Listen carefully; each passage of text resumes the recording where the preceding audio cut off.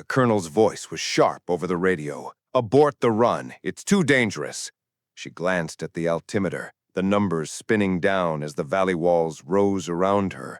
The clouds above hung like a ceiling she could almost touch, but below, the ground was swallowing the daylight and shadows. Every instinct told her to pull up. Every order told her to turn back. She kept her hand steady on the stick and pushed lower. Welcome to Velvo Stories, cinematic tales of courage, resilience, and the moments that define us. These stories are fictional, created to inspire and move you. Where in the world are you watching from? Let us know in the comments. Your stories inspire ours. The morning briefing had been short, the kind of clipped exchange where everyone already knew the stakes. The CO recon element was pinned down deep in the valley, visibility near zero, enemy fire keeping them from moving even a few meters.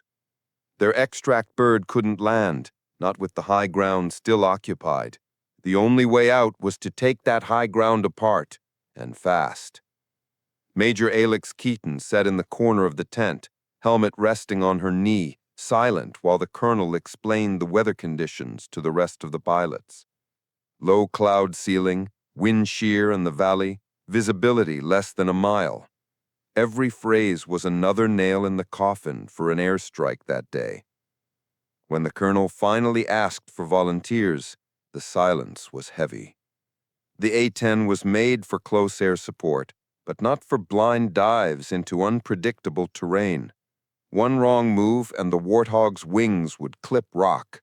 Still, Alex felt the weight of the recon team's situation pressing against her chest. She didn't wait for anyone else to speak. "I'll take it." The colonel's eyes narrowed. "You've read the weather report." "Yes, sir." "You understand that cloud base is sitting right on top of that valley?" "Yes, sir." He hesitated just long enough for everyone in the tent to notice. "You can't help them if you can't see them." Alex didn't flinch.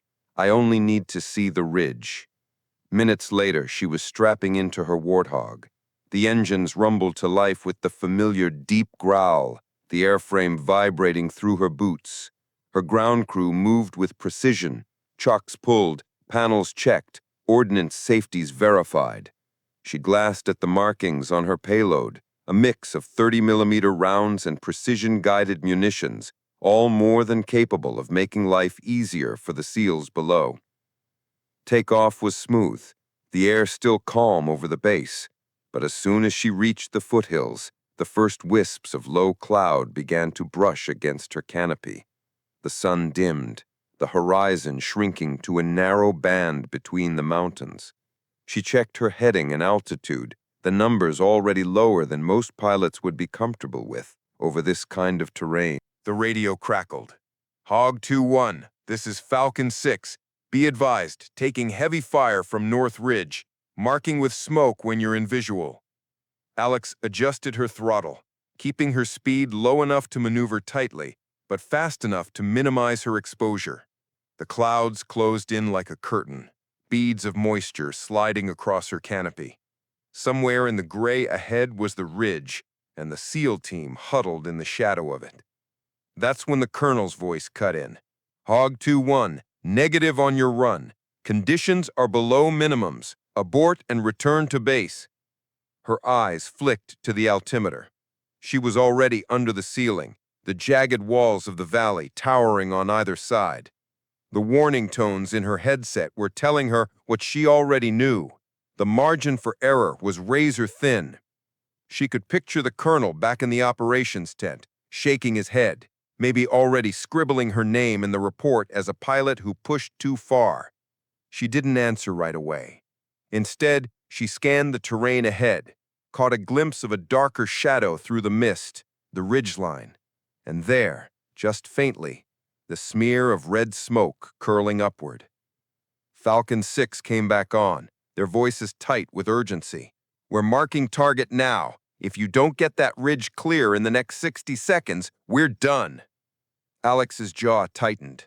Orders were orders, but she also knew what it felt like to be on the ground, pinned, waiting for help that might never come. She lowered the nose another degree, the valley walls narrowing in her peripheral vision. "Hog 2-1, the colonel repeated, more force in his tone this time. "This is a direct order. Abort." She keyed her mic. "Copy, sir." But her thumb stayed off the transmit button for what came next. Not today. The ground surged upward in her canopy as she pushed through the last veil of cloud, the ridgeline looming ahead. In that moment, she stopped thinking about the reports she'd have to answer to, the lecture waiting for her back at base, or the risk to her own skin. There was only the ridge, the smoke, and the people counting on her to ignore everything else. The cloud base swallowed the sun completely, muting the world into shades of gray and dull green. Alex's warthog sliced through the mist like a blade, the vapor curling over her canopy in thin, streaming ribbons.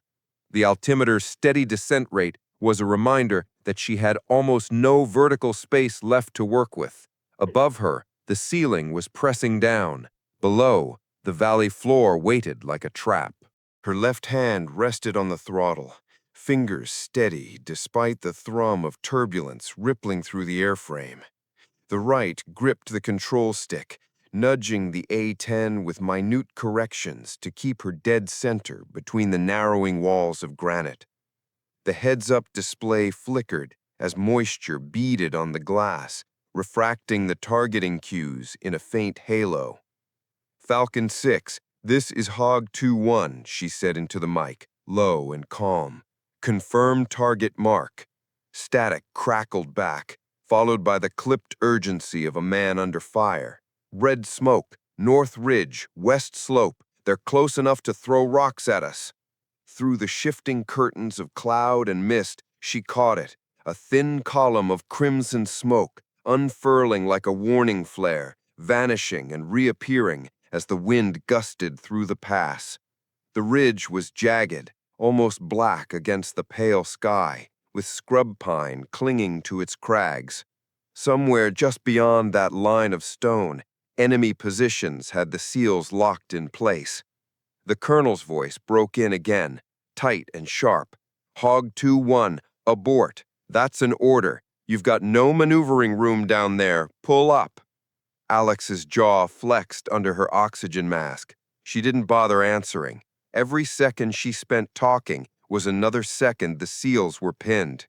Her eyes scanned the targeting pod display, the heat signatures of enemy emplacements flickering into view as the sensors pierced the haze.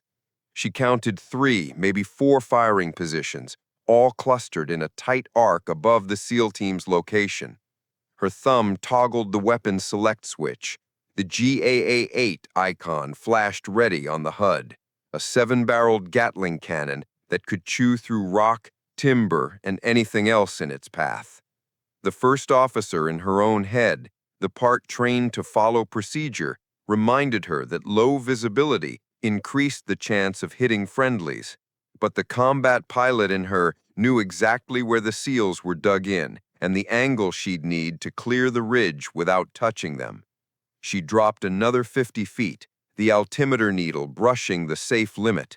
The ridge filled her forward view, details sharpening, the gouges in the stone, the pale scars where snowmelt had run off in spring, and now the faint flicker of muzzle flashes. "Falcon 6, mark confirmed. Stay low," she said. "Hog 2-1, we've got eyes on you. Good to see you again," came the reply. And even through the stress, she could hear the shift in their tone, hope creeping back in. She rolled slightly left, lining up her run, the targeting reticle locked on the first heat signature. Her right index finger found the trigger paddle on the stick. The GAA-8 roared to life, the whole airframe shuddering under the recoil. A torrent of depleted uranium rounds streaked into the ridge, sending rock and dirt erupting in violent bursts. The muzzle flashes vanished instantly. Without waiting, she adjusted her angle, swinging the nose just enough to bring the second emplacement into view. Another squeeze of the trigger, another deafening growl from the cannon. The ridgeline spat dust and smoke, and the second enemy position went silent. Her altimeter warning blared as she skimmed the valley wall. She pulled up slightly, letting the A-10's wings clear the rock by a margin small enough to make her chest tighten. "2 positions down," she called, "coming around for another pass." The colonel's voice returned, harsher than before.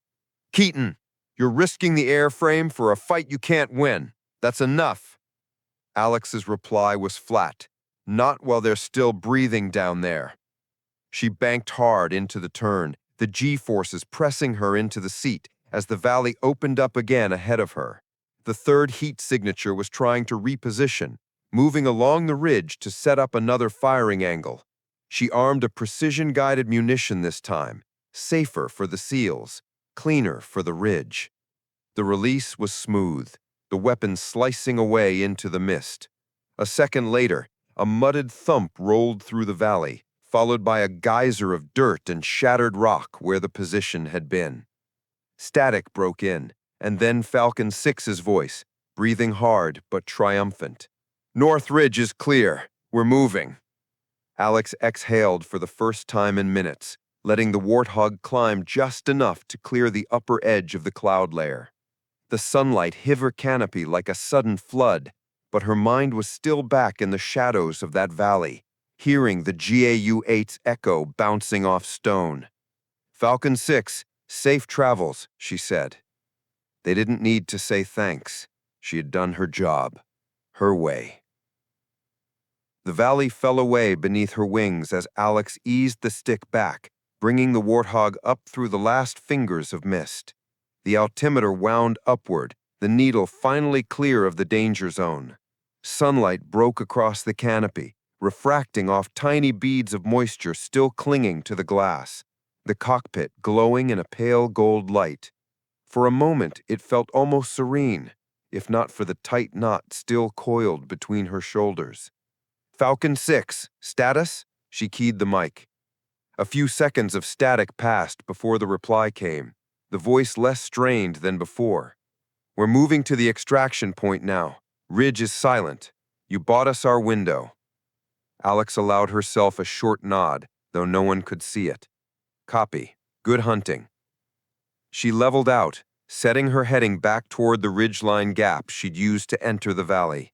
The Warthog's engines thrummed evenly, but she could still feel the faint vibration from the earlier gun runs, a reminder of the GAU-8's sheer force. Then came the colonel's voice, clipped and icy.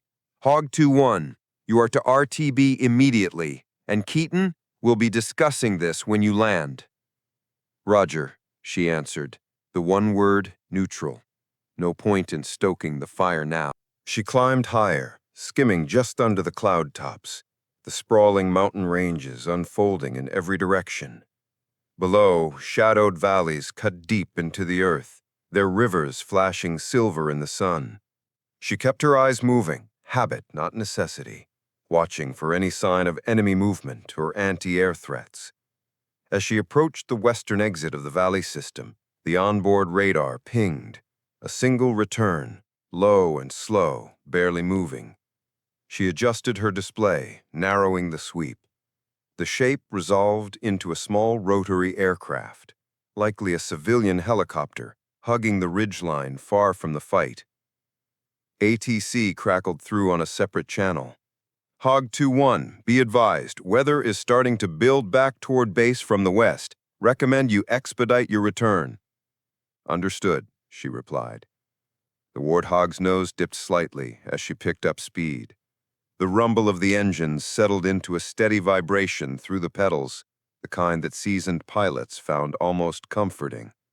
But her thoughts were already shifting to what waited at the airfield, a landing into stiff crosswinds, a command debrief that would be more interrogation than conversation, and the knowledge that she had openly disobeyed a direct order. She'd done worse in combat zones. The difference now was that the threat had come from weather, not enemy fire, and commanders tended to take that more personally. The cloud deck began to thin as she left the mountains behind. The lowlands opened up, fields and roads stretching toward the horizon. She switched over to approach frequency, checked in with the tower, and received clearance for a straight-in vector. Hog 2-1, expect crosswinds gusting 25 at your altitude, the controller warned. Copy, nothing new, Alex answered. The runway came into sight, a dark strip carved into the patchwork of green and tan below. She ran through her pre-landing checks, fingers moving over switches and levers with muscle memory precision. The A-10's controls felt solid, still no anomalies despite the punishment they'd taken in the valley. But just as she lined up on final, the colonel's voice came again, patched into her frequency without request. Keaton, you so much as bounce this landing, and I'll have you grounded before you clear the active. Alex's lips curved into the faintest smile, hidden by her mask. Better keep watching then, sir. She kept the glide steady, fighting the crosswind with small, deliberate inputs. The ground rose toward her in smooth increments until the main gear kissed asphalt with a muted thud, the nose settling a heartbeat later.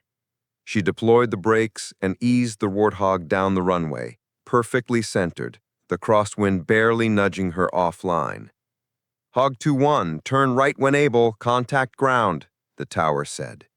She complied, rolling onto the taxiway. The engines idled low, the canopy glass shimmering with heat distortion from the tarmac.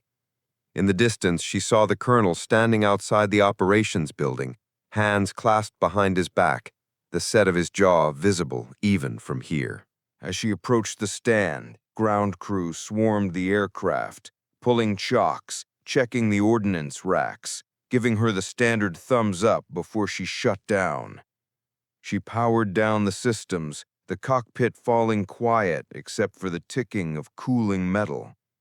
Pulling off her helmet, Alex took one last look at the sky over the mountains. The cloud line was already sliding back over the peaks, swallowing the valley she'd just left behind. Somewhere in that fading shadow, a team was moving because she hadn't turned away. She unstrapped, climbed down the ladder, and walked across the tarmac toward the colonel, each step deliberate.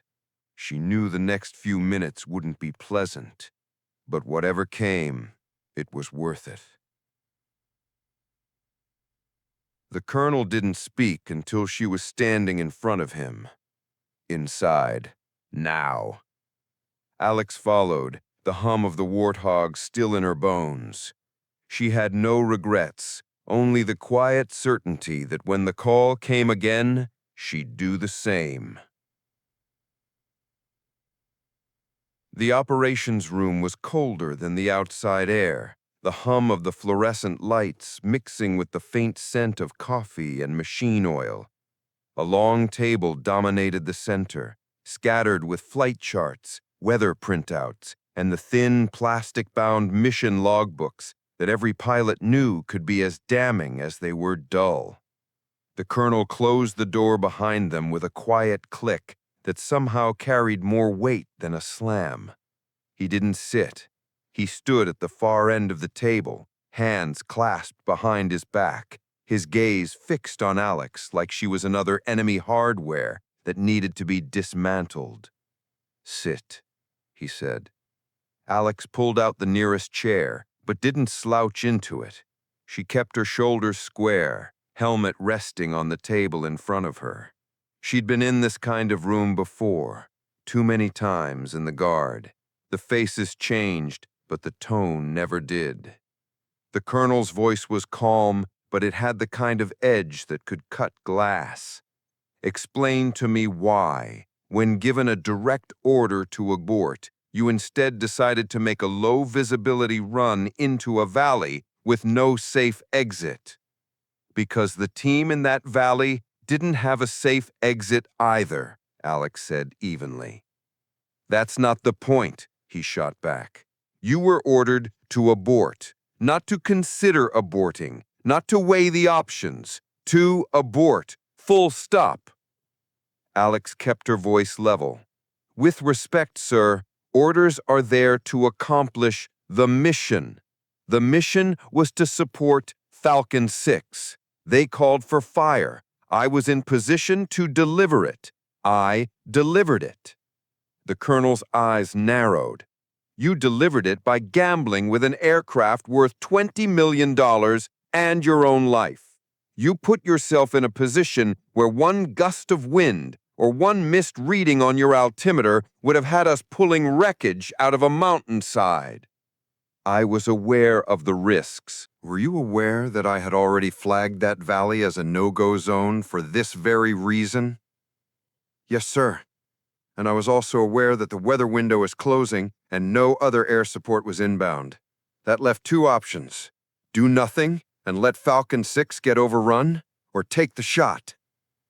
The colonel stared at her for a long moment, his jaw tightening. You think this is about heroics, Major? This is about doing my job. Silence hung between them, thick enough to hear the low buzz of the lights overhead. Finally, he exhaled through his nose and reached for a folder on the table. He opened it and slid a single sheet of paper toward her. On it was a grainy still from her gun camera footage, the ridge exploding in a plume of rock and dust, red smoke curling at the base. Intel confirms your run took out 3 heavy positions. Falcon 6 extracted without casualties. Congratulations. The tone made it clear the word wasn't meant as praise. He closed the folder again.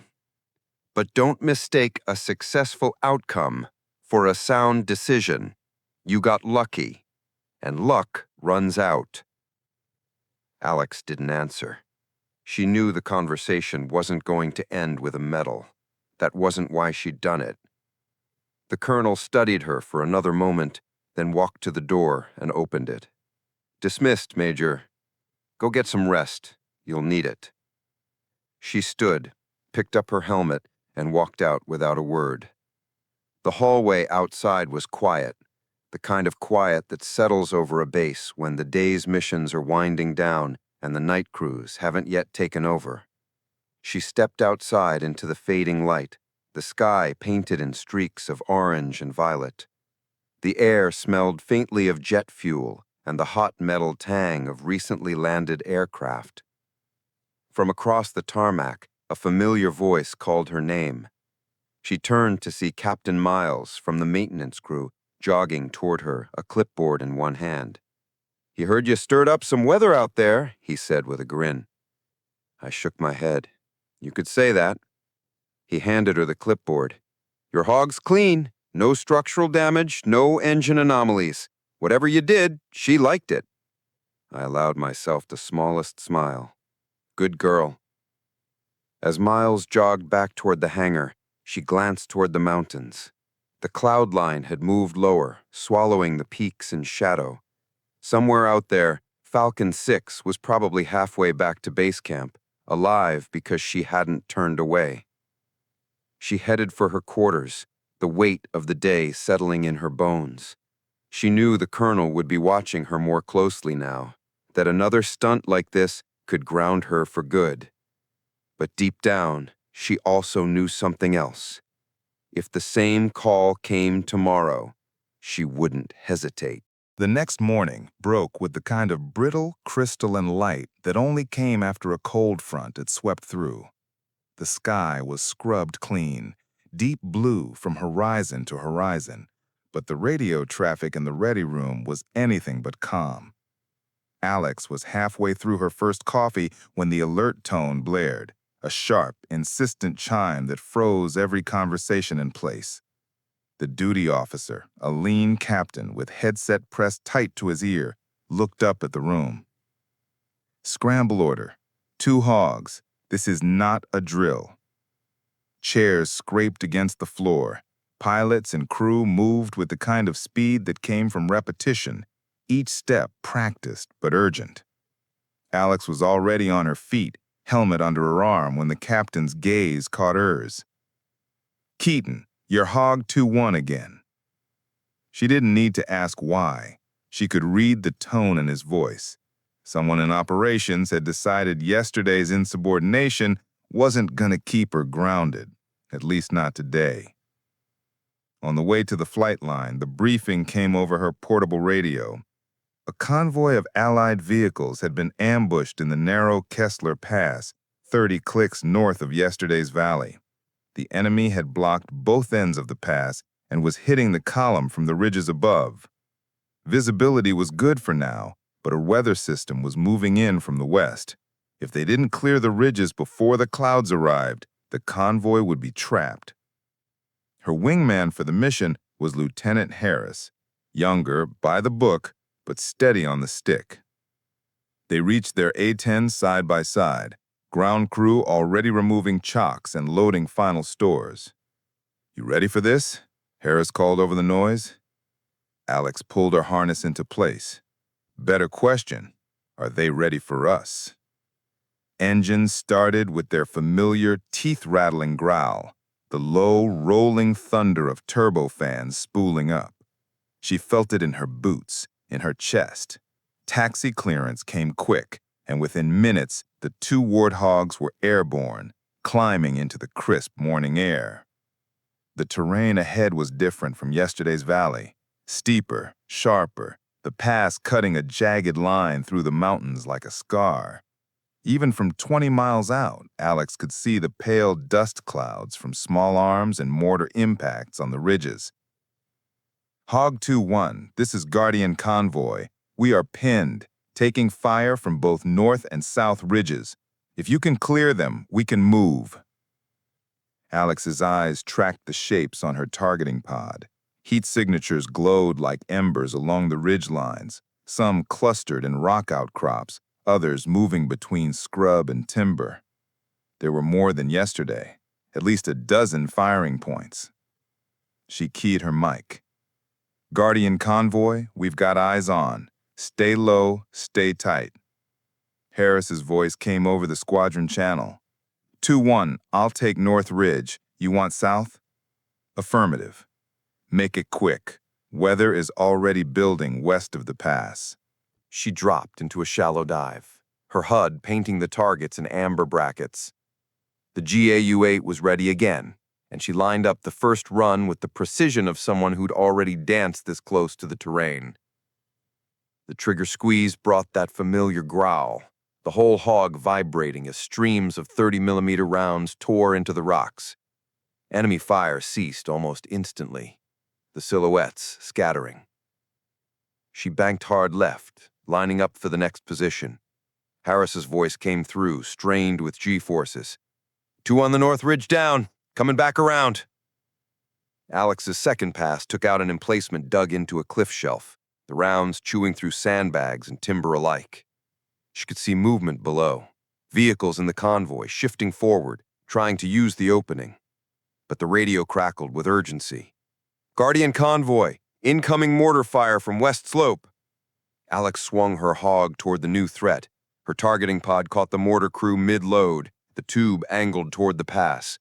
She selected a guided bomb, released, and pulled up just as the weapon found its mark.